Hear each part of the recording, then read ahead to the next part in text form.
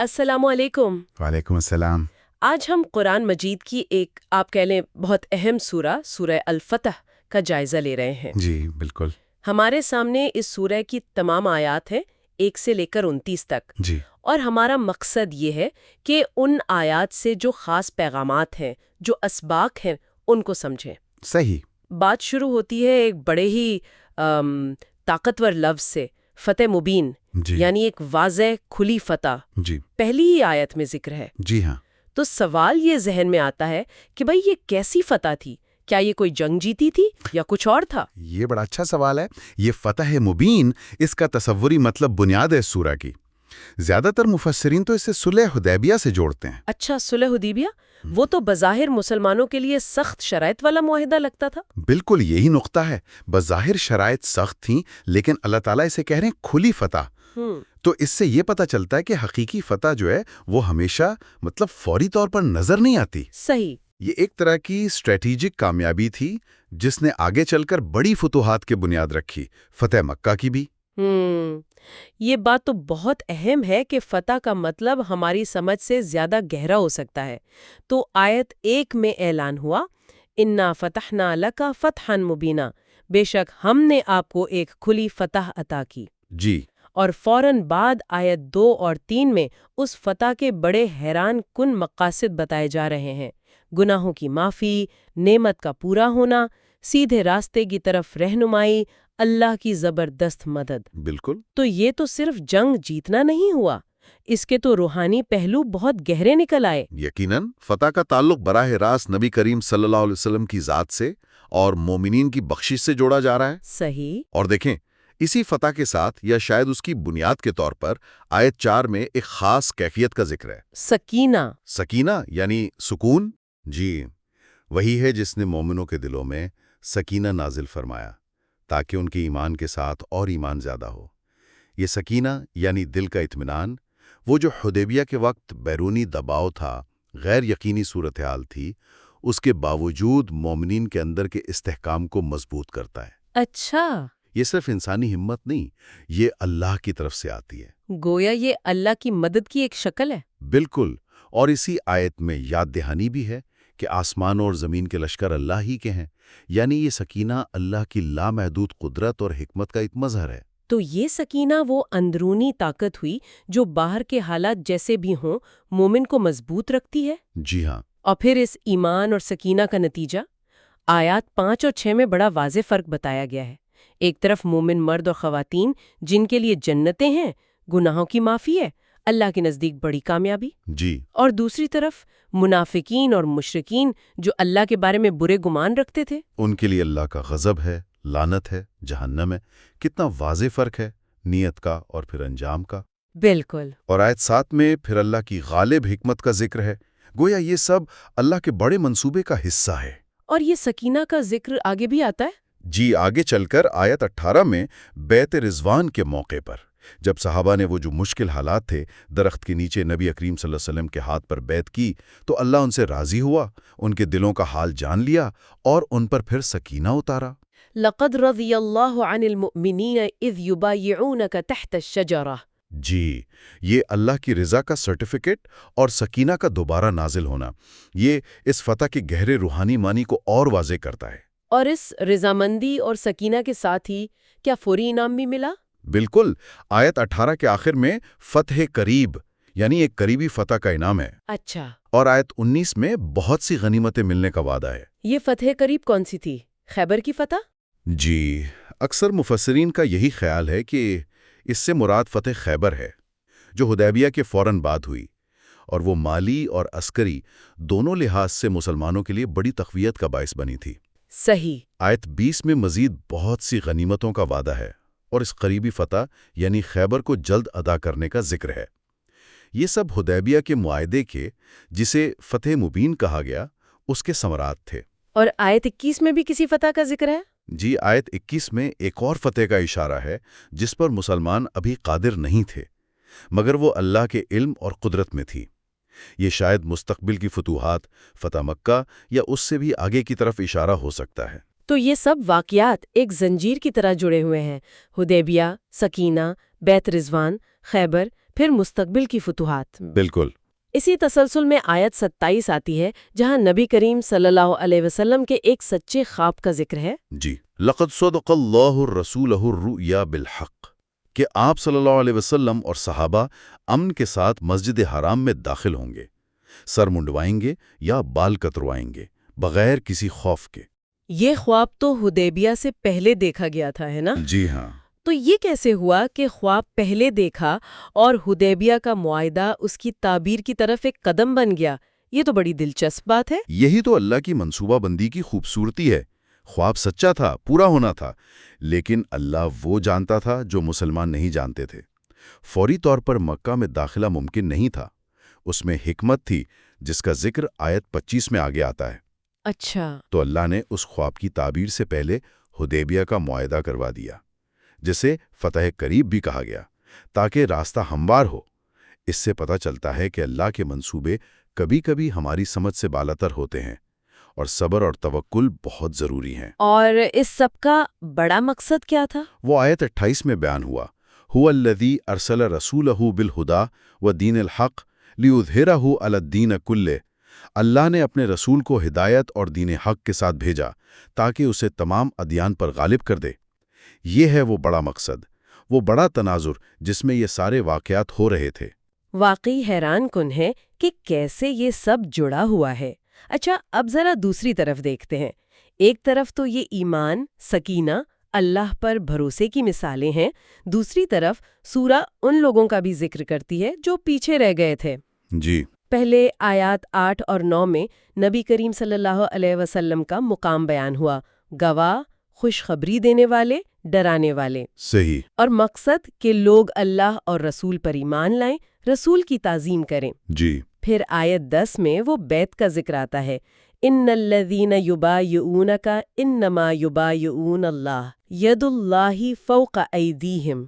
مطلب یہ عہد صرف ایک انسان سے نہیں تھا، یہ تو براہ راست اللہ سے تھا۔ بالکل، یہ بیعت خاص طور پر وہ بیعت رضوان، ایمان اور وفاداری کا ایک بہت ہی گہرا عملی اور روحانی اظہار تھا۔ تو اس پس منظر میں ان لوگوں کا رویہ کتنا عجیب لگتا ہے جو اس اہم موقع پر ساتھ نہیں گئے۔ جی ہاں، آیت 11 فوراً ان المخلفون یعنی پیچھے چھوڑ دیے جانے والے دیہاتی عربوں کا ذکر کرتی ہے۔ وہ جھوٹے بہانے بناتے ہیں، ہمارے مال، ہمارے گھر والے، ہم مصروف تھے، اور اوپر سے کہتے ہیں کہ ہمارے لیے مغفرت مانگے۔ جی، جبکہ دل میں کچھ اور ہوتا ہے۔ اللہ ان کے ظاہر اور باطن کے اس فرق کو کھول دیتا ہے۔ ان کے پیچھے رہ جانے کی اصل وجہ کیا تھی؟ کیا واقعی مصروفیت تھی؟ آیت 12 تو کچھ اور بتا رہی ہے۔ نہیں، آیت 12 اصل وجہ بتاتی ہے، ان کی قلبی کیفیت اور ان کا غلط اندازہ۔ بل ظننتم ان لن ينقلب الرسول والمؤمنون الى اہلہم ابدا۔ انہوں نے تو یہ سمجھ لیا تھا کہ رسول اور مومنین اس سفر سے کبھی واپس ہی نہیں آئیں گے۔ اچھا، مطلب وہ سمجھ رہے تھے کہ یہ لوگ ہلاک ہو جائیں گے۔ جی، یہی ان کا گمان تھا۔ یہ اللہ کے بارے میں برا گمان تھا جو ان کے دلوں میں بس گیا تھا، اور اسی وجہ سے وہ بور یعنی ہلاک ہونے والی قوم قرار پائے۔ اور آیت 13 میں پھر ان کے لیے وعید بھی ہے۔ جی، کہ جو اللہ اور رسول پر ایمان نہیں لاتے ان کے لیے بھڑکتی آگے۔ لیکن ساتھ ہی آیت 14 میں فوراً اللہ کی وسیع مغفرت اور رحمت کا بھی ذکر ہے کہ وہ جسے چاہے بخشے، جسے چاہے عذاب دے۔ اس میں ایک امید کا پہلو بھی ہے۔ ان کا رویہ بعد میں بھی نہیں بدلا۔ آیت 15 میں ذکر ہے کہ جب مسلمان خیبر کی غنیمتیں لینے جانے لگے، ہاں، تو یہی پیچھے رہ جانے والے کہنے لگے ہمیں بھی ساتھ لے چلو۔ یعنی جب قربانی دینی تھی تو غائب، جب مال ملنے کا وقت آیا تو آ گئے۔ بالکل، اللہ نے منع فرما دیا کہ یہ ساتھ نہیں جائیں گے۔ اور اس پر ان کا رد عمل کیا تھا؟ انہوں نے الٹا الزام لگا دیا کہ مسلمان ان سے حسد کر رہے ہیں۔ کمال ہے۔ اللہ فرماتا ہے کہ یہ لوگ کم سمجھتے ہیں۔ یہ رویہ ان کے کمزور ایمان، دنیا پرستی اور حالات کو نہ سمجھنے کی علامت ہے۔ صحیح۔ اور ان کے ایمان کے دعوے کو پرکھنے کے لیے اللہ نے ایک اور موقع کا ذکر کیا۔ آیت 16 میں جی۔ ان سے کہا گیا کہ مستقبل میں تمہیں ایک سخت جنگجو قوم سے لڑنے کے لیے بلایا جائے گا۔ اچھا۔ اگر تم اطاعت کرو گے تو اچھا اجر پاؤ گے، اور اگر پھر منہ موڑا جیسے پہلے موڑا تھا تو دردناک عذاب ہوگا۔ گویا انہیں ایک چانس دیا گیا خود کو ثابت کرنے کا۔ جی، ایک چیلنج دیا گیا۔ اسی ضمن میں آیت 26 میں ایک بڑا خوبصورت موازنہ ہے۔ کفار کے دلوں میں وہ جاہلیت والی ضد تھی، حمیت تھی، والحمیت حمیت الجاہلیہ، جس کی وجہ سے انہوں نے حدیبیہ پر مسلمانوں کو روکا تھا۔ اس کے مقابلے میں اللہ نے رسول اللہ صلی اللہ علیہ وسلم اور مومنین پر کیا نازل کیا؟ سکینہ، اور انہیں کلمت التقوی یعنی تقوی کی بات پر قائم رکھا۔ یہ اندرونی کیفیت کا فرق ہے جو باہر کے عمل میں نظر آتا ہے۔ بالکل، اور ضمناً آیت 25 میں وہ حکمت بھی بیان ہوئی کہ مکہ میں جنگ کیوں روکی گئی۔ ہاں، وہ کیا حکمت تھی؟ کہ وہاں کچھ ایسے مومن مرد اور عورتیں بھی تھے جنہیں مسلمان جانتے نہیں تھے، انجانے میں انہیں نقصان پہنچ سکتا تھا جس سے مسلمانوں پر حرف آتا۔ اچھا، یہ وجہ تھی۔ اللہ کی کتنی باریک بینی ہے۔ جی، تو ایک طرف ایمان، سکینہ، تقوی، اللہ پر بھروسہ، دوسری طرف شک، بہانے، دنیا پرستی، جاہلانہ ضد۔ یہ موازنہ پوری سورہ میں ساتھ ساتھ چل رہا ہے۔ بالکل صحیح۔ اب آتے ہیں مومنین کی مجموعی صفات اور اللہ کے قوانین کی طرف۔ آیت 17 میں اگرچہ کچھ لوگوں کو جہاد سے رخصت ملی، نابینا، لنگڑے، بیمار، جی لیکن اطاعت کا اصول تو پھر بھی قائم رکھا گیا ہے نا؟ جی ہاں، اطاعت پر جنت کا وعدہ اور نافرمانی پر عذاب کی وعید وہ وہی موجود ہے۔ اور پھر آیات 22 اور 23 میں سنت اللہ کا ذکر ہے، اللہ کا دستور۔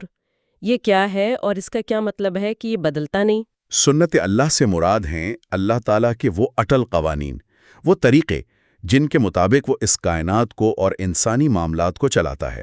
یا خاص طور پر اس قانون کا ذکر ہے کہ اگر اہل کفر اہل ایمان سے ٹکراتے ہیں، بشرطے کہ اہل ایمان حق پر ہوں اور اللہ کی مدد ان کے ساتھ ہو، تو آخرکار کفار کو شکست ہوتی ہے۔ وہ پیٹھ پھیر کر بھاگتے ہیں، انہیں کوئی مددگار نہیں ملتا۔ جی، یہ اللہ کا وہ طریقہ ہے جو پہلے سے چلا آ رہا ہے اور اس میں تبدیلی نہیں ہوتی۔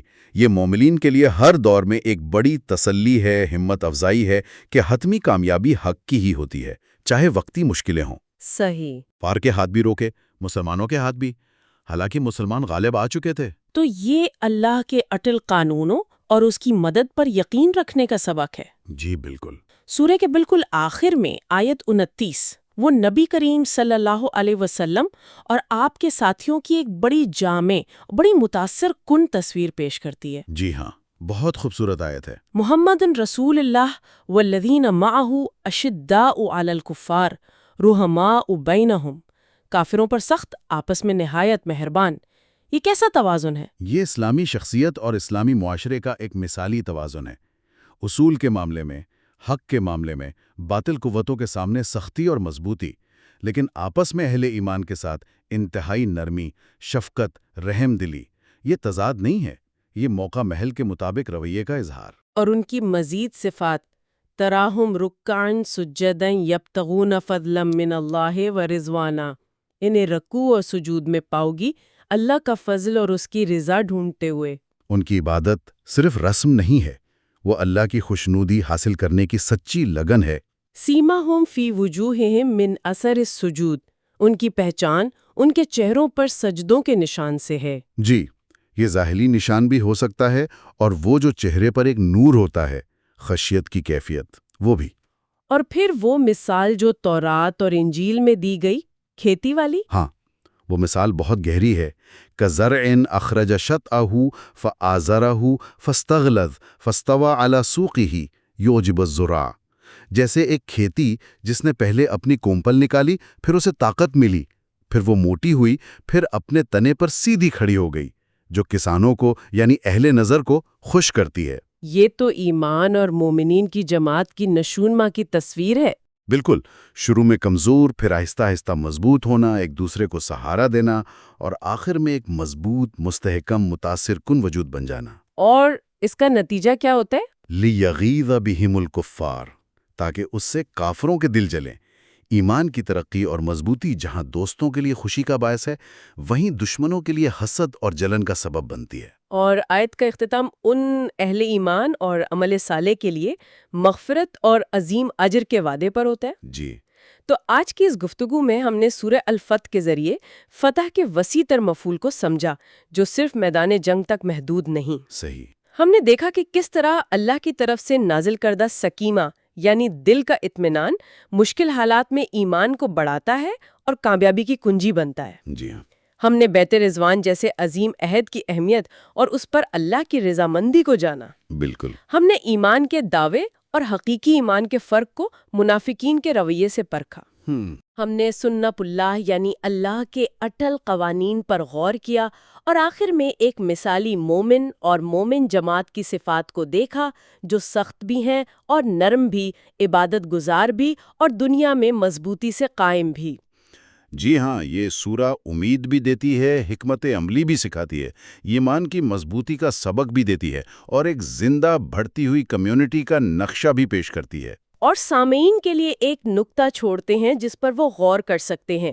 سورہ الفتح کی آخری آیت مومنین کو ایک ایسی کھیتی سے تشبیہ دیتی ہے جو اپنی کونپل نکالتی ہے، پھر مضبوط ہوتی ہے، موٹی ہوتی ہے اور اپنے تنے پر سیدھی کھڑی ہو جاتی ہے، جو دیکھنے والے کسانوں کو خوش کرتی ہے جبکہ مخالفین کے دل جلاتی ہے۔ ترقی، مضبوطی اور اثر انگیزی کی یہ طاقتور تمثیل آج کے دور میں افراد یا معاشروں کے ایمانی اور اجتماعی سفر پر کیسے لاگو ہو سکتی ہے، اس پر غور کیجیے گا۔